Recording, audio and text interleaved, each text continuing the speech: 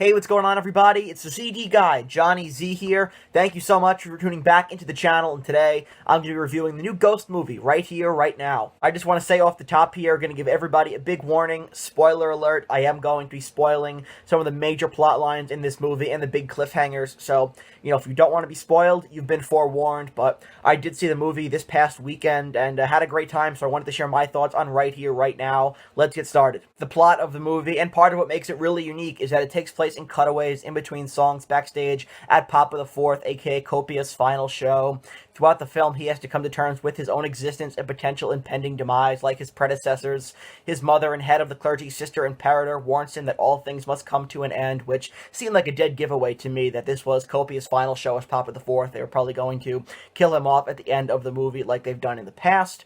And of course, you also have his father, the ghost of Papa Nil, the first ghost frontman who was warning him as well, further reinforcing that, potential demise of Papa the Fourth towards the end of this movie here. But then the twist at the end of the film is revealed to be the death of Sister Imperator, whose failing health was a running plot line throughout the movie, and in a letter given to Copia, it's revealed that he is now the head of the clergy and will now go by the name of Father Imperator going forward. So, very interesting there. Definitely a twist. I definitely thought they were going to kill off Copia, Papa the Fourth, but instead he's getting promoted, so kind of an interesting twist there. And I did notice, throughout the movie, Sister Imperator was hooked up to an IV, she was taking pills, but I did not think they were going to kill her in this movie, so bit of an unexpected twist there. There's a cool cartoon in the film that explains Nil and Sister's relationship, and we finally get confirmation that they are Copia's parents, and we also learn that Copia has a twin brother as well. So after the credits, Copia is at the clergy HQ. He's dressed in his black suit and standing next to Sister, the twins, and Nil, who are in ghost form as they await the arrival of the new Papa, and then it ends. That's a great cliffhanger to kind of close things out. Tobias Forge is going to make us wait, so that's really interesting there. Kind of Ghost taking the MCU route with an awesome cliffhanger in the post-credits scene that, left people wondering what's next for the band, but you're probably going to have to wait until the next album to find out. I thought the scenes in the movie part of the film were, really well done. A lot of it was tongue-in-cheek acting, like when Copia mourns the death of his mother in the most over-the-top and sarcastic way, and I realized that a lot of the synopsis I just gave probably sounds like drunk history if you're not familiar with Ghost lore, but, Ghost lore is pretty complicated. But anyway, a great twist at the end here. You have some really cool plot holes filled in the Ghost backstory, and then, like I said, an awesome cliffhanger to end things out in the post-credit scene. So, really cool in my opinion. I thought this was extremely well done. It's also revealed in the movie that Papa Nil wrote a third song all the way back in 1969 entitled The Future is a Foreign Land, which plays during the end credits. Now, I did a review of this track before I saw the movie a few days ago here on the channel. I'll leave that link down below if you want to get more of my thoughts on that, but I will say, very similar to the two other tracks credited as Papa Nil compositions here, and I really enjoyed the song, but for more of my thoughts on that, I will leave the song review link down below. As for the concert itself, this was a fantastic show, live from the Kia Forum in 2022. This was shot incredibly well. The camera angles were cool and unique, and, I didn't feel like there were an excessive amount of camera cuts throughout the live footage here, which is one thing that always bothers me about pro-shot live concert films. Especially Iron Maiden are definitely guilty of this. There's just too many camera cuts where it gets distracting, you really can't focus, but I didn't find that to be an issue here, so really glad about that. Thought this was well shot, they did a fantastic job here, and also the set list was fantastic. Standouts for me include the opener, Kazarian. 20s was a great visual spectacle, and then of course the last song with the night, Square Hammer. And then I think, in my opinion, the best song on here, you have of all time, the best version of If You Have Ghosts I've ever heard.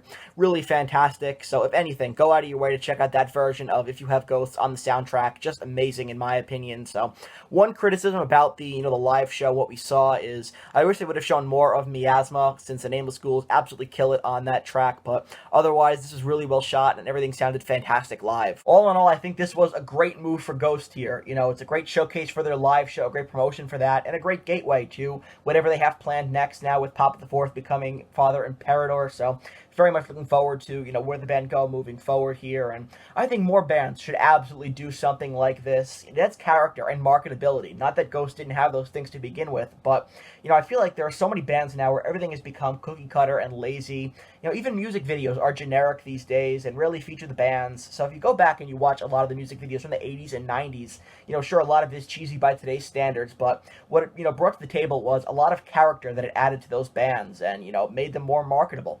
Instead, now these days we have, AI music videos and lyric videos instead. Like, the bands don't want to be bothered, but it just doesn't feel the same. So for Ghost to, always put effort into their music videos and their overall presentation, to see them, do something cool like this and get a lot of success from it, it's a great sign for the potential marketability of metal in this day and age if, current metal acts just put a little bit more effort into their branding. So I think Ghost did a fantastic job here and could definitely, be one of those bands who kind of take the bull by the horns and bring metal back into the mainstream on a grander scale. I think more bands should follow suit. So fantastic stuff here. I think this definitely is what is needed to kind of bring metal to the forefront once again. So more bands should be more accessible and marketable like this, and I think doing a feature film in the theater was a fantastic idea. So that wraps up this movie review here. Just wanted to share my thoughts briefly on Right Here, Right Now. I had a blast, had a great time, thought the movie was really well done. I enjoyed it quite a bit, so just wanted to share my thoughts here on the channel. I don't do a lot of movie reviews. I think the only other one that I did here on the channel was when the Elvis movie came out a couple of years ago. I reviewed it, but